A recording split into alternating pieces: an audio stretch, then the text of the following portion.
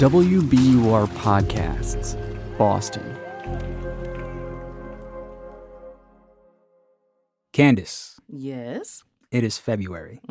Indeed. And some might say there's love in the air. Oh, who are those some? And why are they not me? Soon. One day. Now, I have to ask you, where do you stand on Valentine's Day? Ooh, hella commercial. Yeah. But also a moment to remember and to appreciate all of your loved ones. Maybe it's your partner, maybe it's your mom, maybe it's your dog, but also just celebrate everybody you love every day. Including yourself. What about you? Uh-oh. I'm a hard meh on Valentine's Day. Okay. And I would be hard against, but my partner will not let me be cold-hearted. That's right. I'm a single girly, but you're booed up. So Yeah. So I have to do something yes. to acknowledge. Just a little more. Just a little more squeeze and a hug that day. A little more squeeze. We'll see how it goes. Okay. We'll see. Good luck. I'm sorry for the lady out there.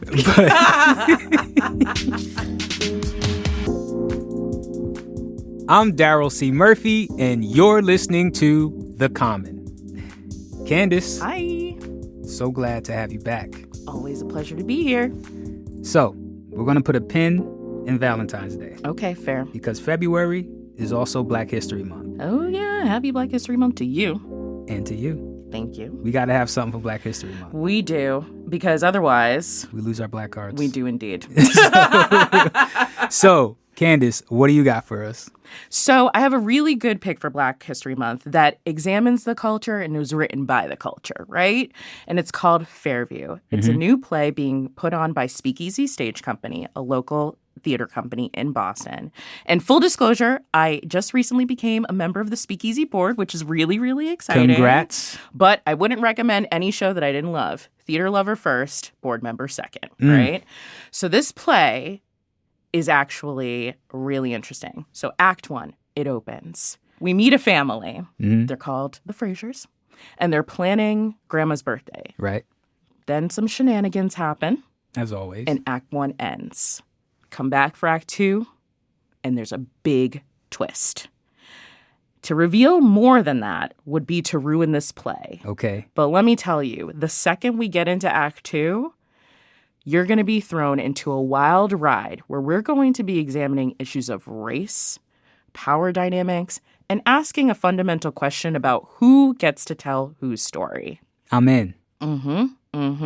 It's uncomfortable. It might be a little uncomfortable, but that's a good thing, right? Yeah. You know, we want to watch art that is going to create dialogue, that's going to ask some hard questions, and ultimately is going to help us learn a thing or two, right? Absolutely. So you got to get messy. Exactly. Be prepared for this because you're going to be a little bit thrown where there's going to be conversation happening in that theater right when it happens. I mean, people are going to feel like, what the heck just happened? I love that. Oh, my I love God. those pieces of art that disorient you and you're struggling to figure it out. It's You have to talk necessary. about it, you know? Yes. Yeah, I like that. It's necessary, right? I mean, and this play is no joke. It won the 2019 Pulitzer Prize for Drama. So the playwright, her name is Jackie Sibley's Drury. She is a tour de force. Like, you all just be prepared for this. Like, and tickets are going really, really fast for the first weekend. It's only running for 4 weeks, starting from February 17th to March 11th.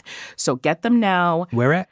It's at the Calderwood Pavilion in the South End in Boston. Yeah. I mean, get your tickets now. This is definitely a conversation starter, and that's what we want in Black History Month, right? It's a reminder and, you know, giving a little education. We got to make It's that an happen. opportunity to push things forward.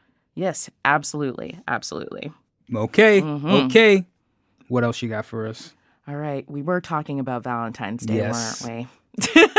The lovers.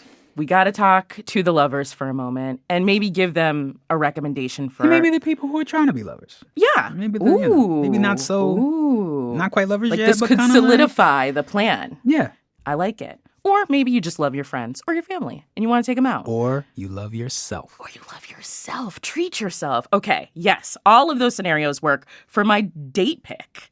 I highly recommend everybody go to the Boston Public Library.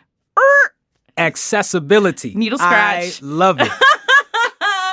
let's talk about it. Hidden in the Boston Public Library are 2 spots. The Courtyard Tea Room. Yes. And the Map Room Tea Lounge. Have you been? Yes. Yes. 2 beautiful, gorgeous spots serving up 2 unique dining experiences. Now, one at the Courtyard Tea Room is serving up high tea. I seen it. It's a beautiful, gorgeous room. It has, very literary vibes. They were inspired by literature. They were inspired by New England. So pretty. And you know what? I love a high tea. This is like something new for me. I was not always a tea drinker, but I'm really getting into it. But I think I'm getting into it because all the little snacks.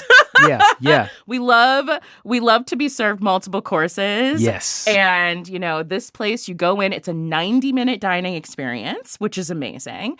You can pick one of 3 times, and you go in, you get served. Oh, you make reservations? Yes, you have to make reservations for this, right? 90-minute experience. You go in, they serve you your menu in a little book, which is so cute. I love it. And then you get a first course, an appetizer, and then you get the full tray of sandwiches, the cucumber sandwich. There might be some local options. You might get a little mini lobster roll. And then you get everything from the scones and the petit fours, right? We're getting all the desserts on this tiered tray, which is your classic high tea. And then you just devour it, right? It's very, very, very fun. It's delicious. You can pick from more than 15 tea options. And, if you're looking for something a little bit more boozy, they have tea-infused cocktails. Talk to me. Okay. I'll give you an example, which I was like, okay, Boston Public Library. They have one called Hits Different. I was like, all right. Okay. That is red bell pepper infused Greylock gin, house-made hibiscus blood orange tea, sugar water, a little lemon juice, and a little aloe water. That sounds nice and light. Yes, and brunchy. This is a different take on a date, right? This is the daytime date. Yo, can I just say something real quick? Say it.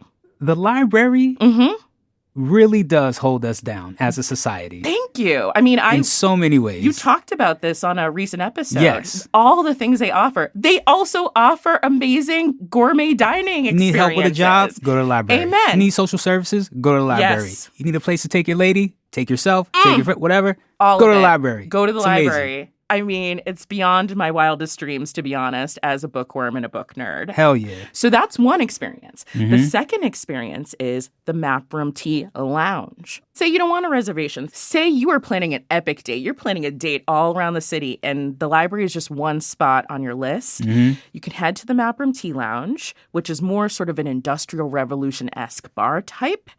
And you can go have one of those same craft cocktails that I mentioned, and you can also have some lounge bites.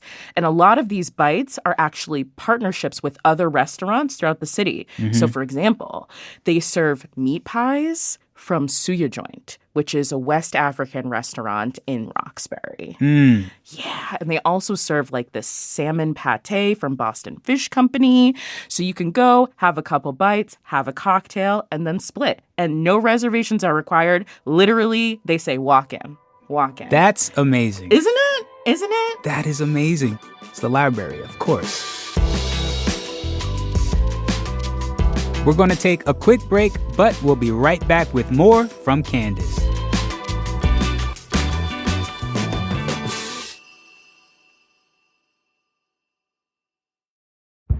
Did you kill Marlene Johnson?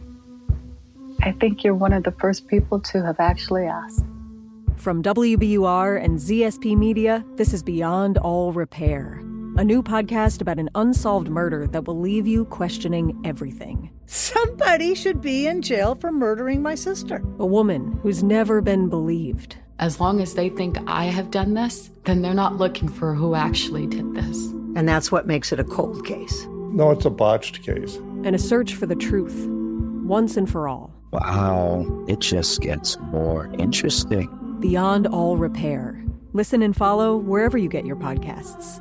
Be careful. You're digging in a place that's been very peaceful for a while. Do it anyway. Dig.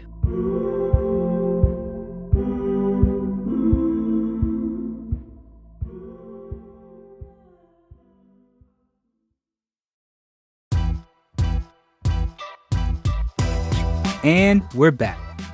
I gotta put you on the spot here. You recently went on vacation. I did. And you saw a bunch of plays. Oh, yes. Do you have the scoop on anything coming to Boston soon? Because you went to the source. You went to Broadway. There is a show that I went to see in New York that is coming to Boston. When is it coming? It's coming in March, but tickets are flying. Okay. So you got to get them now. Maybe we should tell them then. Okay. It's called Into the Woods. Into the woods without delay, but careful not to lose the way. Into the woods, who knows what may be lurking on the journey. It's a musical by the legend, Stephen Sondheim.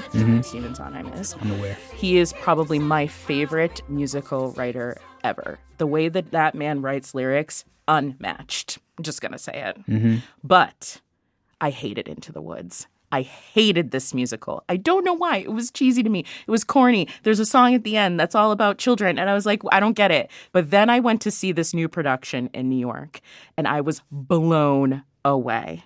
I am a total Into the Woods convert. It's coming to Boston to the Colonial Theater in March. Just found out today they have extended it for another week. So it was only going to come for a week. It's now being extended for an additional week. And you have to get your tickets now because the reason why they extended it is because they're basically sold out. So it's basically a story of where fairy tales collide, right? We've got Cinderella. We've got Rapunzel. We've got Jack and the Beanstalk. We've got a baker and his wife. And we've got a witch. And somehow all these stories at some point intersect. What seems happy doesn't end up happy by the end of this musical. In fact, it ends up pretty murderous. Okay. By the end a of murderous this musical. Dark. I like it. Dark. Fairy tales equals darkness. Can kids come to this? Yes, but just be forewarned. Yeah. Again, it's one of those shows where to reveal too much would be to give away the plot if you've never seen it. But beautiful lyrics, beautiful music. The actual cast that did this in New York is coming to Boston. It's almost the same cast coming over. So you're going to get Broadway quality right here in Boston. You have to go see this. You're going to be swept away. Love it. But we got to bring it back home. Yes. To CitySpace. Indeed. What do you got for us?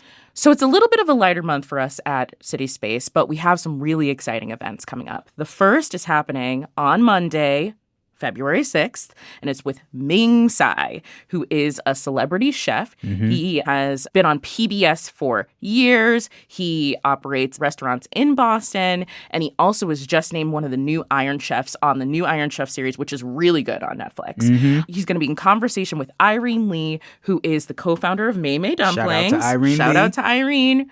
She's going to do an amazing conversation with Ming where we're going to talk about his life journey. And his whole focus of his career has been on food of the West and food of the East meeting. We also have a string quartet named Acoustic Nomads coming for our first classical concert of the year. They like to sort of take all the different flavors of the world. So, think Appalachia combined with South America and turn that into really, really beautiful music. They're going to come and perform songs from their new album called The Abominable String Band. Love that title. And then we have, closing out the month, Brian Stelter, who was the former chief media correspondent for CNN. He's going to come to talk about the work that he's done since leaving CNN to really educate the public about the state of the media landscape right now and how it affects democracy. So really, this is our true civic conversation at CitySpace for the month. It's hosted by Scott Tong. He's going to moderate this conversation. He's Shout out to Scott one of the Tong. hosts of Here and Now. Yep. So we're really looking forward to that, too. Love it. Yeah. Love it. Leave the back door open for me with the Ming Tsai one, please. All right, I'll I crack want some it open. snacks. I will crack it open for you for sure. Candice, yes. These have all been fantastic recommendations. Oh my gosh, I'm so glad you love them. Thank you so much. It is always a pleasure when you come through. Thank you, and I'll see you next time. For sure. That's WBUR's Assistant Director for CitySpace, Candice Springer. And that's our show for today. Thank you so much for listening to The Common.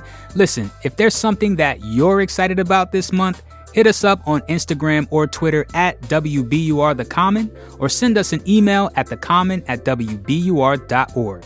And now, let me tell you, The Common is produced by Franny Monahan and Caitlin Harrop. It's mixed by Emily Jankowski, Matt Reed, and Paul Vaitkus. And it's edited by Ben Brock Johnson. And from the newsroom of WBUR, I'm your host, Daryl C. Murphy. I'll talk to you later.